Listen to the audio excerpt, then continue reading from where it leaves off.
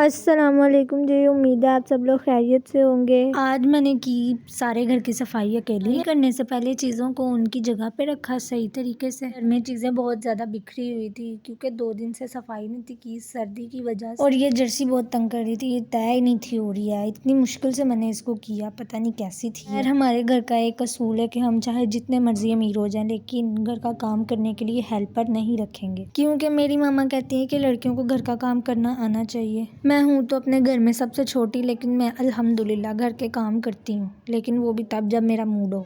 आखिरकार 2 घंटे लगाने के बाद ये जर्सी मुझसे तय हो ही गई। चीज़ें इधर उधर मैं ही ज़्यादातर बिखेर के रखती हूँ, लेकिन फिर उठा भी देती हूँ। खैर जर्सी तो मैंने रख दी, लेकिन अब बारी थी मेरी प्यारी मरहुमा नानू की चादर की।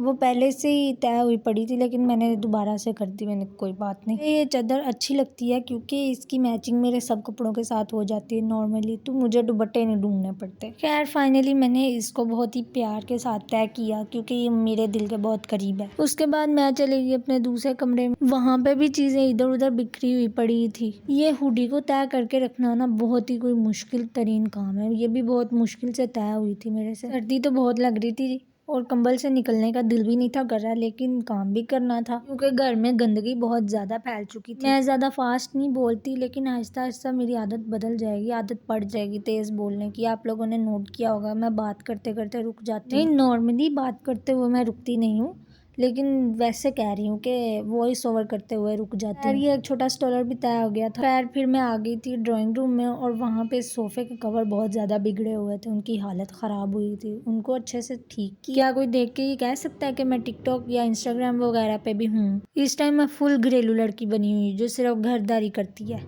कभी कभी तो मुझे भी यकीन नहीं आता कि मुझे भी घरदारी आती, घर संभालना आता है। खैर इतनी ज़्यादा प्रोफेशनल भी नहीं हूँ, लेकिन कर लेती हूँ मैं घर के काम। घर के कामों के अलावा मैं मोस्टली बाहर के काम भी करती हूँ, जैसे कि बाहर दुकान पे जाना हो, क्योंकि मेरा कोई भाई नहीं है तो इसीलिए। फिर वैसे तो कहते हैं कि घर के सबसे छोटे बच्चे के बहुत नखरे होते हैं, लेकिन भाई मेरे कोई इतने नखरे नहीं है। हाँ मैं नखरे करती हूँ तो सिर्फ खाने के मामले में, जैसे कि गोश्त नहीं खाना और सब्जियाँ नहीं कुछ खानी, बस इसी तरह। बर्गर, पिज़्ज़ा, शवारमा, ये चीज़ें मुझे ज़्यादा पसंद है। सोफ़ा कवर भी ठीक करने में काफ़ी टाइम लग रहा था क्योंकि इनकी हालत ख़राब हुई थी बहुत ज़्यादा। अभी मैं वॉइस ओवर कर रही हूँ तो आपको मेरे पीछे से बैंड बाजे की आवाज़ आ रही होगी। दरअसल हमारे नेबर्स में शादी है, बारात है आज, तो वो बारात लेके जा रहे हैं। चेक करो ज़रा, मेरा तो यहाँ रज़ाई से निकलने को दिल नहीं कर रहा, और ये लोग शाम के 7 बजे बारात लेके जा रहे हैं, वो भी इतनी सर्दी में। उफ, कहाँ से आते हैं ऐसे लोग जिनको अपनी ज़िंदगी की परवाह नहीं, जान की परवाह नहीं है, शादियाँ अटेंड करनी है बस। वैसे मज़े की बात बताऊँ, इनविटेशन कार्ड तो हमें भी आया था,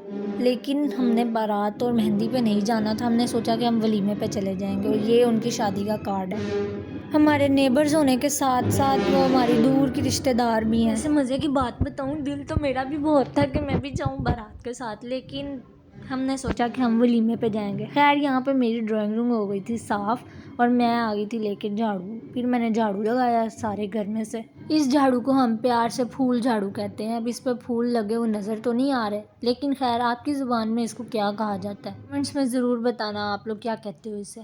एक हाथ से वीडियो बनाना और दूसरे हाथ से झाड़ू लगाना कोई आसान काम है? एक लाइक ही कर दो, सब्सक्राइब कर दो, शेयर कर दो और कमेंट भी कर दो। अब आप लोग इतना तो कर ही सकते हो अपनी बहन के लिए। आफ्टर ऑल इतनी मेहनत करके मैंने व्लॉग बनाया है, इतना तो कर ही सकते हो। अच्छा एक बात बताओ, आप लोग कमेंट्स में ये क्यों कहते हो कि प्लीज़ इनबॉक्स? ज़रूरी बात है करनी है? ऐसी कौन सी ज़रूरी बात है जो इनबॉक्स में ही कर सकते हो, सामने नहीं की जाती तुम लोगों से हैं? खैर झाड़ू वजनी था, एक हाथ से लगाना मुश्किल हो रहा था, लेकिन मैंने भी फिर कहा कि मैं भी लगा के रहूँगी। घर में अंधेरा अंधेरा लग रहा था, इसीलिए मैंने फिर सारी लाइट्स ऑन कर दी। खैर अच्छे बच्चों की तरह मैंने सारा झाड़ू लगाया, और उसके बाद फिर बारी आ जाती टपड़ी लगाने की। टपड़ी यानी पोछा लगाना। उफ़ अल्लाह, एक तो मुझे पहले ही इतनी सर्दी लग रही थी, ऊपर से मैंने पंखा चला दिया ताकि जल्दी से जो है ना फर्श सूख जाए। मेरे घर में टाइल्स लगी हुई हैं और पत्थर सिर्फ सीढ़ियों में लगा हुआ है, तो इसीलिए फिर हम फर्श को धोते नहीं हैं, सिर्फ टपड़ी लगाते हैं, क्योंकि टाइल्स ज़्यादा धोने की वजह से वो ख़राब हो जाती हैं। यहाँ मैं खुद में एक अजीब सी खुशी महसूस कर रही हूँ काम करते हुए। पता नहीं कर तो मैं घर के काम रही हूँ, लेकिन मुझे इतनी खुशी किस चीज़ की चढ़ी हुई है। खैर दोनों रूम्स अच्छे से साफ़ हो गए थे, फिर मैं आ गई थी बाहर टीवी लॉन में। वहाँ से साफ़ किया जल्दी जल्दी। एक तो सर्दी लग रही थी, ऊपर से पंखा चलाया हुआ था मैंने। बात तो बताओ, वैसे तो आप लोग कहते हो कि न्यू क्रश मटेरियल, लेकिन जब आप लोगों से कहो कि सपोर्ट करो या फॉलो करो, सब्सक्राइब करो, तो वो आप लोग करते नहीं हो। वैसे आप लोग कहते हो कि आप क्रश मटीरियल हो। खैर, जब सारा घर हर चीज़ साफ़ हो तो देख के बड़ी खुशी होती है, वो भी दिली।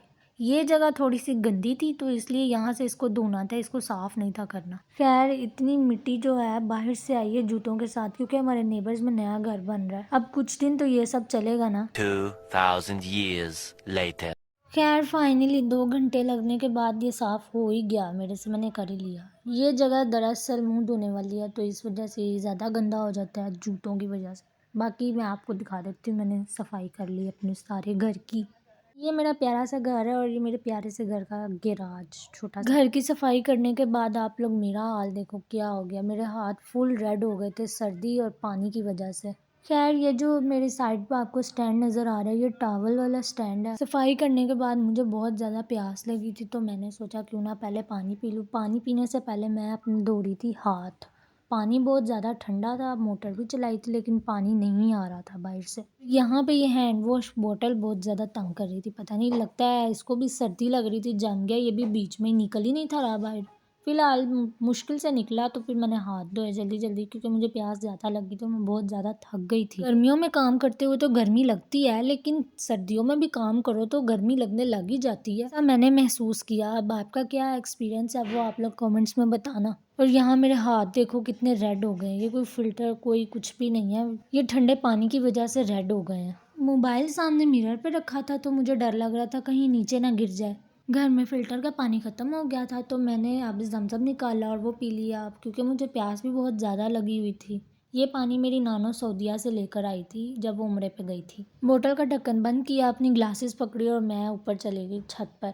सीढ़ियों में आपको नज़र आ रहा होगा बिजली का बिल। आपको इस महीने कितना बिल आया ये भी आप लोग कमेंट्स में बताना, ठीक है। तो मैं यंग, लेकिन सीढ़ियाँ चढ़ के पता नहीं क्यों मेरी टांगें दर्द करने लग जाती हैं। जब मैं ऊपर आई तो मैंने देखा मौसम तो बहुत ही प्यारा था, थोड़ा बहुत सूरज भी निकला हुआ था और हवा तो चल ही रही थी। सर्दियों का मौसम है, फिर मौसम इतना प्यारा और मैं स्नैप ना बनाऊँ ऐसा तो हो नहीं सकता। खैर, पूरे आसमान का जायज़ा लेने के बाद मैं कमरे में गई और देखा खिड़की के सामने जो थे मज़दूर अभी तक काम कर रहे थे इतनी सर्दी में। खैर, इनको देखने के बाद मैं बाहर आ गई टाइम पास करने के लिए और मैंने देखा कि कौवा जो था अपनी महबूबा चील को आवाज़ें दे रहा था कि नीचे आओ खाना खा लो। इतना डर तो मुझे चूहे और कॉकरोच से नहीं लगता जितना डर मुझे परिंदों से लगता है, पता नहीं क्यों, ये बहुत बुरे लगते हैं। काले कौवे के बारे में कहावत कही गई है कि जहाँ पे ये बोलते हैं उस घर में उस दिन मेहमान आते हैं। ऐसे ये बात मैंने एक दो दफ़ा नोट की, लेकिन ये तकरीबन सच ही निकली। वैसे तो जब मैं मोबाइल देख रही हूँ तो तब टाइम इतनी जल्दी गुजर जाता है और जब मैं फ्री हूँ तब टाइम गुजरने का नाम नहीं लेता है। मुझे बाहर डोरबेल के बजने की आवाज़ आई तो मैं नीचे गई जल्दी से और नीचे जाके देखा कि मेरी मम्मा आ गई हैं बाजार से घर वापस। एक डर इस चीज़ का भी है कि मैं जब सीढ़ियाँ नीचे उतरती हूँ मुझे लगता है मैं नीचे गिर जाऊंगी। खैर, मेरी मम्मा मेरे लिए लेके आई थी फ्रूट्स।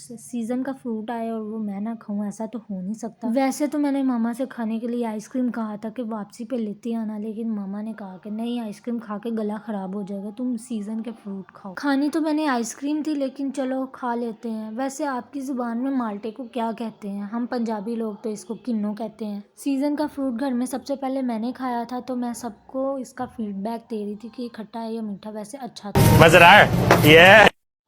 एक बात क्लियर कर दूं कि हम वाकई अराई हैं। हम अराइयों की आगे डिवीजन वाली किसी कास्ट में से नहीं है, हम सिर्फ अराई हैं।